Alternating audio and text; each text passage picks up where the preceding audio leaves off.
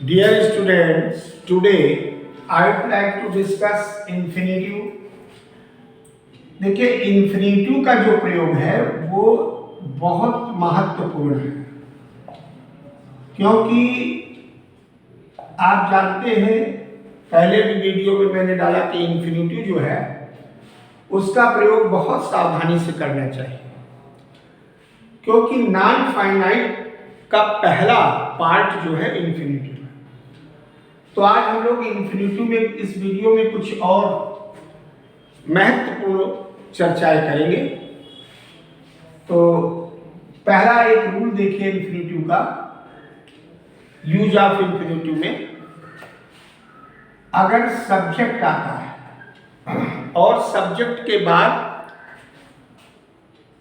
Verb, इसको कृपया आप लोग नोट करते जाए। वर्ब के बाद नाउन और नाउन के बाद इन्फिनिटिव, और इन्फिनिटिव अगर नाउन के बाद आ रहा तो ध्यान दें उसके बाद प्रेप जरूर आएगा, प्रीपोजिशन आएगा। तो ये रूल जो है आप लोग बहुत सावधानी से समझें कि इसमें प्रेप का प्रयोग भी बहुत आवश्यक है, और इस प्रयोग को देखेंगे जब तो उसमें प्रेप मतलब प्रीपोजिशन। अब थ्रू एग्जाम्पल देखें, जैसे हमने कहा मोहन हैज ए हाउस, और उसके बाद कर दिया टू लिव। अब ध्यान दीजिए, सपोज इस प्रकार का सेंटेंस है कि Mohan has a house to live, ये इनकम्प्लीट है और इनकम्प्लीट है तो इनकरेक्ट है। Mohan has a house to live according to rules आप देख रहे हैं कि सब्जेक्ट मोहन हो गया, हैज वर्ब हो गया, नाउन हो गया हाउस, और इन्फिनिटिव हो गया टू लिव। तो इसके बाद जो सुटेबल प्रेप होगा, सुटेबल प्रीपोजिशन होगा, वो जरूर आएगा। तो लिव घर में रहते हैं तो में एप्रोप्रिएट है, इसलिए इसका प्रयोग होगा, तभी ये वाक्य सही होगा। इनकम्प्लीट एंड इनकरेक्ट रहेगा बिना प्रेप के प्रयोग के। एक और उदाहरण देख लें, जैसे हमने कहा I have a pen, I have a pen और टू राइट। अब देखिए subject I have verb, pen हो गया नाउन, और उसके बाद इन्फिनिटिव आया तो ये इनकम्प्लीट माना जाएगा। ये जो फार्मूला है उस फार्मूला के हिसाब से यहां पर एप्रोप्रिएट प्रीपोजिशन का प्रयोग बहुत जरूरी है। तो पेन एक साधन है लिखने का, मीन्स ऑफ राइटिंग है, एक इंस्ट्रूमेंट है, तो उसके साथ मीन्स में विद जरूर आएगा और तब ये वाक्य सही होगा। बिना इसके प्रयोग के वाक्य सही नहीं होगा। तो ये रूल एक आप देख लें। इसके बाद जैसे मान लीजिए परीक्षा में आया I have a chair to sit, तो गलत हो जाएगा। इसके बाद मैं आपसे कहना चाहूंगा कि एक रूल, ये तो रूल हो गया आपका इस दृष्टि से पहला, फिर एक रूल और है, दूसरा रूल देखिए, जैसे वर्ब्स आवे अलाउ वर्ब है, परमिट है, अलाउ, परमिट, एडवाइस, हिंदी में कहते हैं कि आज्ञा, निवेदन और सलाह। ऐसी सारी क्रियाओं के साथ फार्मूला जो लगेगा उनको लिख लीजिए। अगर वर्ब्स आती है वाक्य में, अलाउ है, परमिट है, एडवाइस है, आस्क है, टेल है, इसके अलावा फोर्स है, बल देना, मतलब एक लिस्ट बना लीजिए। दिमाग में रखिए कि आज्ञा, निवेदन, सलाह, कुछ कहना, इनमें जब भी आएगा तो ऑब्जेक्ट के बाद इंफिनिटिव आएगा। कोई भी चीज ले लीजिए। अब जैसे निवेदन में रिक्वेस्ट, और भी रिक्वेस्ट के जैसे इंट्रीट है, अनुरोध करना, बिसीच, मतलब जो भी पर्यायवाची है लिस्ट में, जो लिस्ट इन लिस्ट किए जाते हैं वर्ब्स, अंडरस्टूड है कि उसके सारे सिनोनिम्स मान लिए जाएंगे। अब वो लिखना तो संभव नहीं है, लेकिन आप लोग ये जानकारी कर लें कि जो भी, अब जैसे अलाउ है, ऑर्डर भी आ गया, ये भी उसका आता है। अलाउ हो, परमिट हो, ऑर्डर हो, ये सब सिनोनिम्स हैं। तो कृपया ये दिमाग में जरूर रखें कि ये कुछ मूलभूत क्रियाएं हैं जिनके साथ इंफिनिटिव डायरेक्ट नहीं आएगा किसी भी कंडीशन में, at any cost. If these verbs are used in the sentence, infinitive will be used after these verbs, object is necessary to use, and then infinitive will be used. Keep in your mind, ये बहुत, अब ऐसे बहुत सी क्रियाएं हो सकती हैं। तो जैसे मान लीजिए आपने वाक्य लिखा कि Mohan allowed to go there। अब ये वाक्य इनकरेक्ट है। क्यों इनकरेक्ट है? कि Mohan allowed to go there में इनकम्प्लीट है। किसको अलाउ किया? मोहन ने। तो जाहिर है कोई ना कोई ऑब्जेक्ट होगा। तो जब तक आप यहाँ पर जैसे मोहन अलाउड, यहाँ पर मी लगा दीजिए, मुझको, और फिर ये पूरा प्रयोग कीजिए तो ये सही हो जाएगा। मोहन ने किसको किया? मोहन ने मुझे अलाउ किया, या मोहन ने किसी बालक को, तो मोहन अलाउड ए बॉय, या मोहन अलाउड सोहन।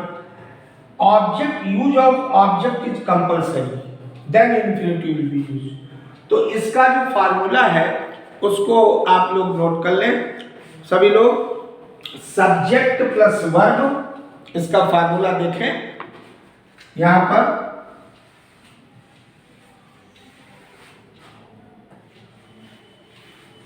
जब भी ऐसे वाक्य आएंगे तो फार्मूला होगा सब्जेक्ट प्लस वर्ब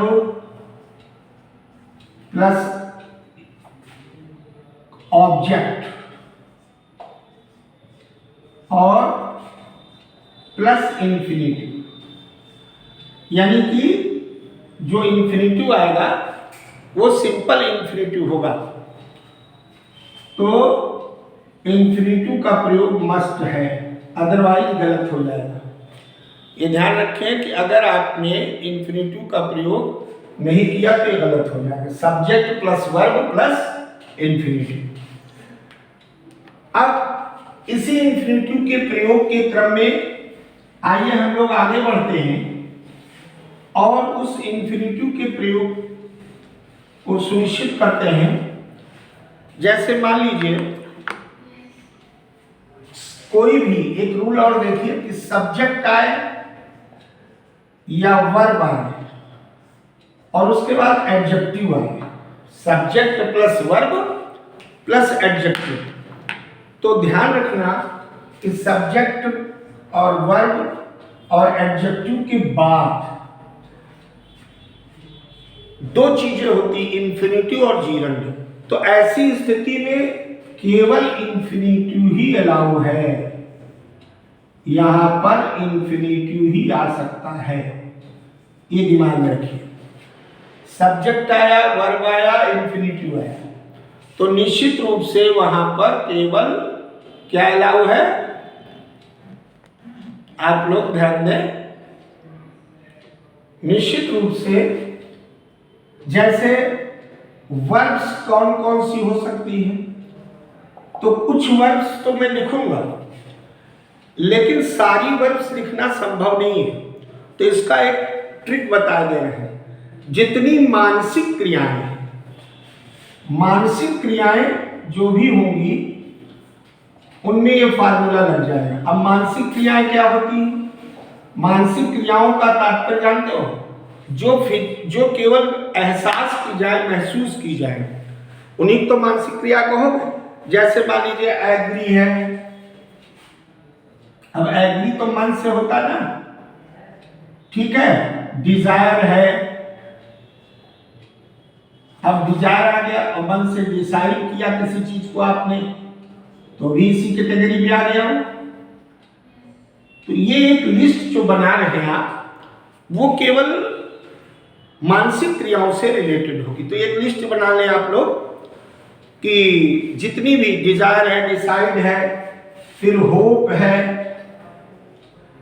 अब होप आए तो एक्सपेक्ट ऑटोमेटिकली अपने आप आ जाएगा, होप है तो वो आ ही जाएगी। फिर डिजायर है तो वांट भी मान लो, विश भी मान लो। उसमें कोई, हमने बार बार कहा कि जब लिस्ट बनाए तो उसके सिनोनिम्स और एंटोनिम्स मान लो कि वहां पे होंगे। और ये सब वर्ब है। आपके इसमें एडजेक्टिव भी लिखा है, तो मान लीजिए एडजेक्टिव दे दिया, एक एडजेक्टिव हमने दे दिया एबल, एंशियस, चिंतित। जहां जहां ये प्रयोग इस प्रकार का मिले, हार्ड दे दिया, इत्यादि। तो जो चीजें अनुभूत की जाती है, फील की जाती हैं, उनके साथ जीरंड नहीं आएगा, केवल और केवल इन्फिनिटिव आएगा। जैसे हमने कहा आई एग्री, मैं सहमत हूं। अब इसके बाद आपने कह दिया to do it.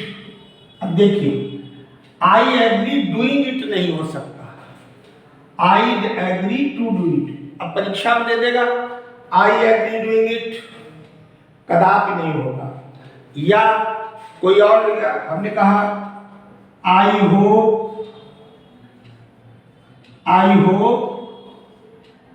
To see you.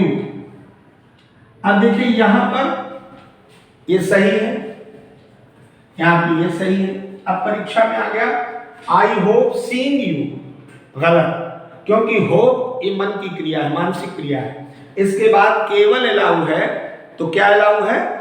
इसके बाद केवल अलाउ इन्फिनिटिव है, वो भी simple infinitive. Keep in your mind. अब जैसे एक और सेंटेंस हमने कहा शी हैज डिसाइडेड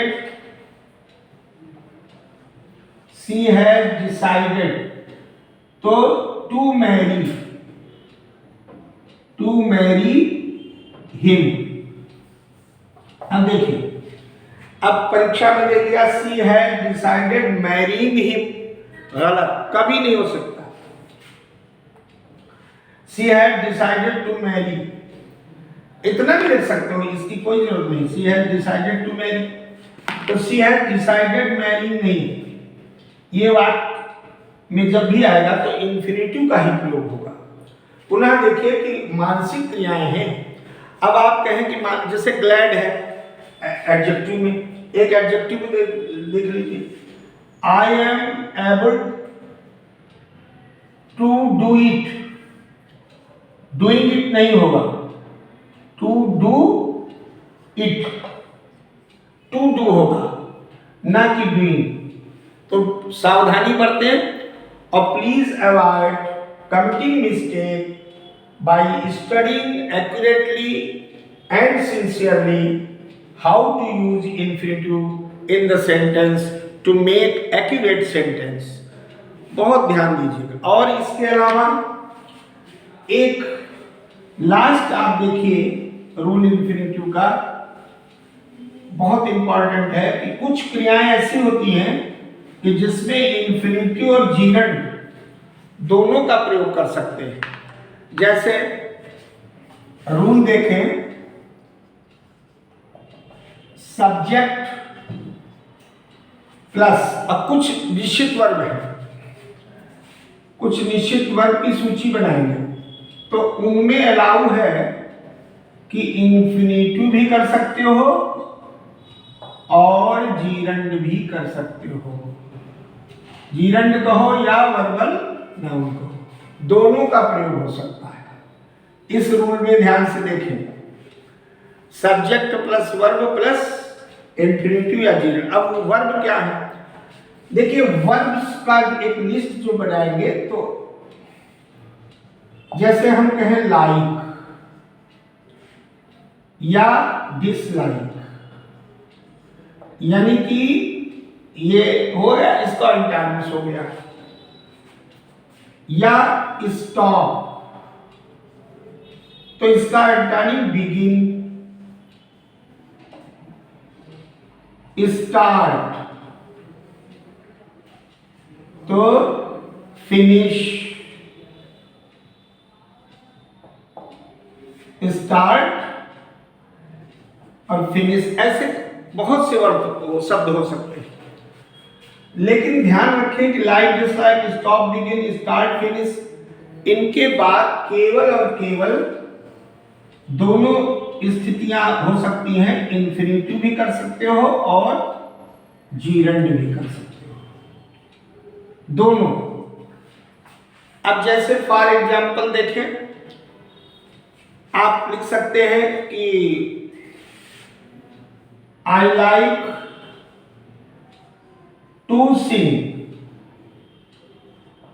ये भी सही है, या आई लाइक सिंगिंग, दोनों अलाउ है। ये आप लोगों ने देखा, रूल कहता है कि इसके साथ लाइक के साथ दोनों अलाउ। तो आई लाइक टू सिंग भी सही है और आई लाइक सिंग। अब इसमें एक माइन्यूट अंतर है और महत्वपूर्ण है। जब हम कहते हैं आई लाइक टू सिंग, तो इसका मतलब हो गया कि केवल ऐसे गा लेता हूं, मैं गाना पसंद करता हूं। इसका मतलब मैं गीत गाना पसंद करता हूं, ये हॉबी को सूचित कर रहा है। ये अंतर है इसका माइन्यूट, ये हॉबी, इसका मतलब उसका गाना गाने का शौक है। Person is fond of singing, तो फॉन्ड सिंगिंग जब आएगा तो ये इस संदर्भ में आता है लाइक वाले में, बाकी तो एप्रोप्रिएट नहीं बैठेगा। तो जैसे मान लीजिए कि हम लोग कोई प्रयोग करते हैं, तो स्टॉप है, अब इट स्टॉप्ड टू रेन और इट स्टॉप्ड रेनिंग, दोनों सही। It stopped to rain, infinitive का भी प्रयोग है, ये भी सही है, और इट स्टॉप्ड रेनिंग, ये भी सही है, दोनों सही। ये आपको ध्यान देना, इट स्टॉप्ड रेनिंग भी सही है और दोनों सही हैं। आप देखें, इट स्टॉप्ड टू रेन और it stopped raining, both are absolutely correct. क्यों? अलाउ है स्टॉप के साथ इंफिनिटिव भी, जीरंड भी। इंफिनिटिव मतलब टू प्लस वर्ब की फर्स्ट फॉर्म, और जीरंड मतलब वर्ब में आईएनजी, ये जीरंड हो गया।